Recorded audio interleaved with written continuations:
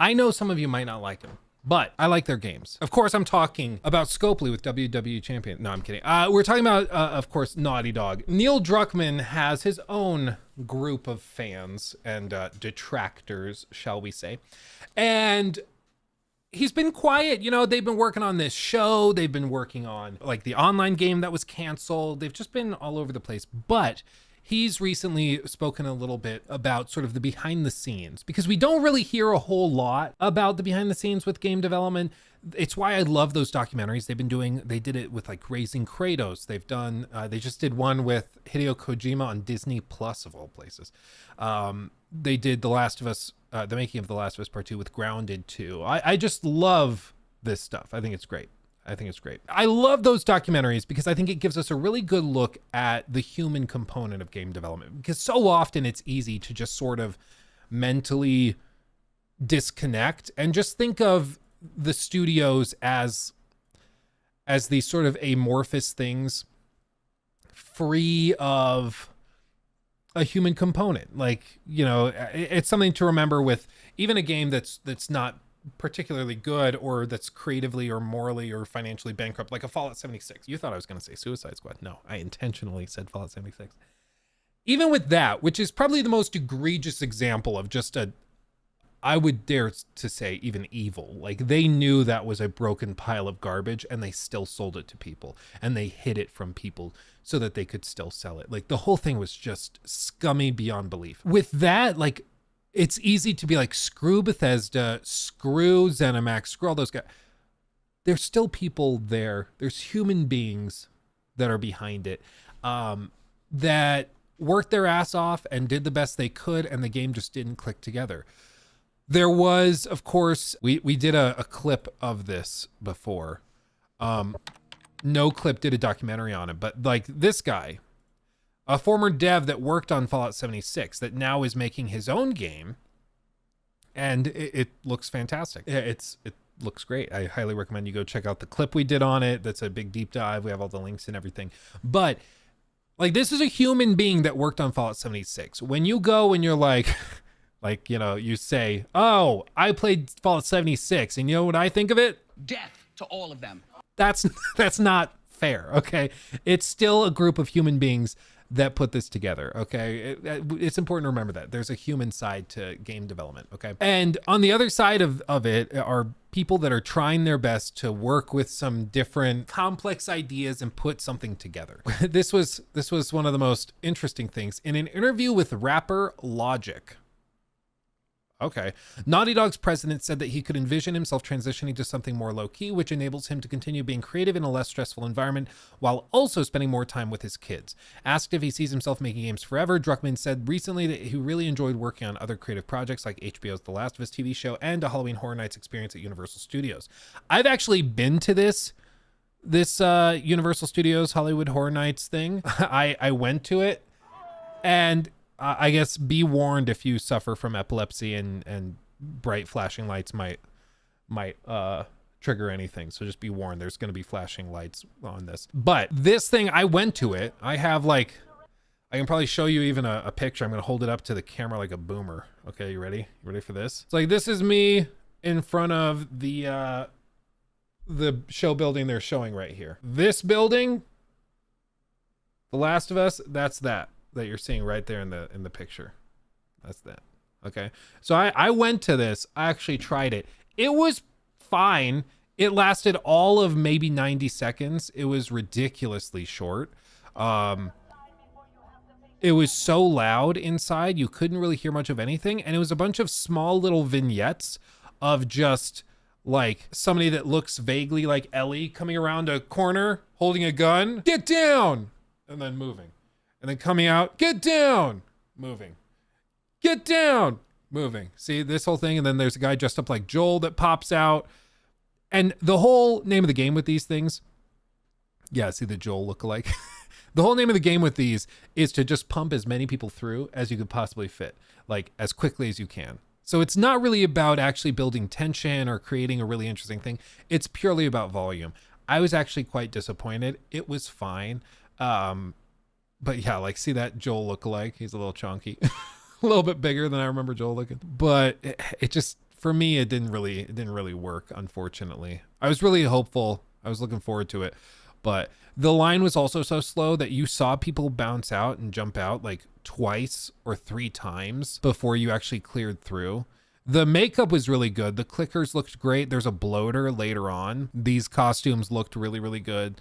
I don't think the footage does them justice, but it was fine. It was fine. But apparently Neil Druckmann worked on this. I don't really know what he was supposed to do, but I don't know. It just was fine. It was fine. Anyway, he apparently did an interview with Logic the Rapper. And he said he really enjoyed this other stuff. He said, I guess that I don't see myself doing this forever at this scale, he said. It's just a lot, and it takes a lot out of you. It's very stressful to manage that many people in multiple studios worldwide. So you were talking about how you're entertaining this new phase in your life where your kids are number one, and I'm in a similar place where my kids are number one. And I know that, especially my daughter's now 13, and I feel like life's pulling her away from me. I know that time is limited, so it's very precious to me, and I don't want to waste it when they do want to spend time with me, and that's number one. Yeah, so I'm at a point in my life where it's like you start looking at what's the end game here. When is it time to call it? Druckmann said he's a big Quentin Tarantino fan and he's keen to find out if the director sticks to his public comments about making no more than 10 films. He thinks Pulp Fiction director will, but that he'll end up making TV shows or doing something else creative. So I could see myself transitioning to something that's more low key and lower stressed that still allows me to have this creative outlet, Druckmann said. But, you know, I've started thinking about how many more of these games do I have in me, and it's not that many. Interesting. I mean, one of the things that everybody who worked on like Uncharted 4 said, everybody said that game like nearly made them quit game development fully. That whole project apparently was just a nightmare. So a lot of people were just like, I need to walk away. And then for a lot of them, they then like flipped right on into The Last of Us Part 2 right after. And that was another nightmare of crunch. And then COVID hit and then the story leaks hit. And it was just like wave after wave after wave of awful thing that just made it harder and harder, which I think is why they're taking their time with this next game, is that they're just like, let's not rush it. They of course described in Grounded 2, they're trying to completely get rid of crunch. So it seems like they're trying to take their time, not rush stuff, only release it when they really feel it's ready and things like that. And of course, trying to bypass the potential drama with leaks and everything. He goes on, Druckmann went on to say that everything's changed following the release of 2009's Uncharted 2 and that he's been a victim of his own success. Uncharted 2 was the most fun I had making games I've worked on, because Uncharted 1, a lot of people loved it, but it wasn't this huge success. It was successful enough again that we made Sony happy, we made enough money, but with Uncharted 2 we felt like we had something really special, like we all knew it, and we knew we were flying under the radar and no one was going to expect what we were about to deliver. And I remember we'd spend late nights playing the multiplayer as well, and there was just this camaraderie and the stress wasn't there, and afterwards everything was or has been incredibly stressful after Uncharted 2, because now you're no longer flying under the radar. Now everybody is expecting something to be great. Makes sense. Maybe that's part of the reason why some of these executives go and form new studios out of nowhere, because they're like, I just want to fly under the radar again. I want to develop something without the stress of, well, it's Naughty Dog, it has to be the best thing ever, you know? And you have to think, how do we make it great, and how do we do it in a way that doesn't feel like we're just repeating ourselves? So you always have to make it great and new, which is really, really hard. Druckmann recently confirmed that he has a concept for the Last of Us game in mind, the next third Last of Us game in mind, and he thinks that there will be one more chapter to the story. Sony Interactive Entertainment said on Monday it plans to lay off about 8% of its staff. Yep. And some people at Naughty Dog are being laid off as well. So I get it. I mean, with all this, doesn't have that many big games left in him, but still, if you think that each game takes 5 to 6 years, even if there's only 2 left in him, he's going to be in his like late 50s. Because I don't know, what is he, like 40 something right now? So he's probably late 50s by the time he's like, okay, I want to kind of retire a little bit, calm down, do that. Totally makes sense. Totally makes sense. And if he moves from the direct oversight role into like executive producer, kind of like Todd Howard is trying to do, that could work quite well. I think that could work perfectly well. But a lot of these creative types, like whenever you have a studio that's kind of built around a singular guy, they are really struggling, because that is a tough spot to be in. If he's sick, the whole team is kind of rudderless for a week. You know, there's all of this difficulty with tying up one person as the guy in a studio.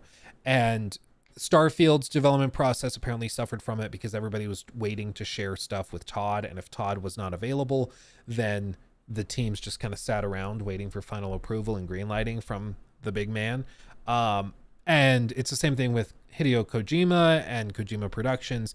Hidetaka Miyazaki, he's done a good job of trying to split it, but he still is in the direct oversight and direction role at From Software. So he's, of course, spread pretty thin. And then Neil Druckman with Naughty Dog is, of course, spread pretty thin. And we're just reaching a time where I think in the next 10 years, you're going to see a lot of these veterans starting to step away and retire, or do the executive producer role and stop directing their own projects. And that just means that there's going to have to be a new guard of developers that come up and take over, because there will be a next generation of Kojimas, of Miyazakis, of Druckmans, of big creative forces like Todd Howard. It's just a matter of discovering them. And the only way you get them discovered is if you give them the chance to make some new, crazy, exciting things.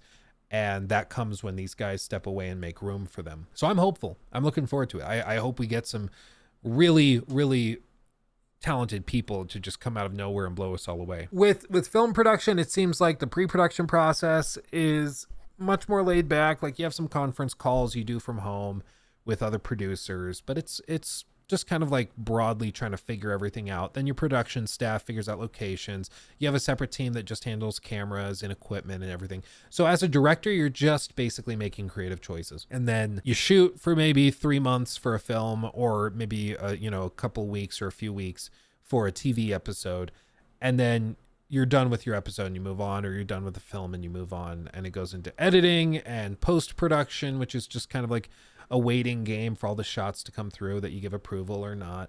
And so I think it's much lower pressure than game development. Game development, like, you're working for 5 years, day and night on one thing.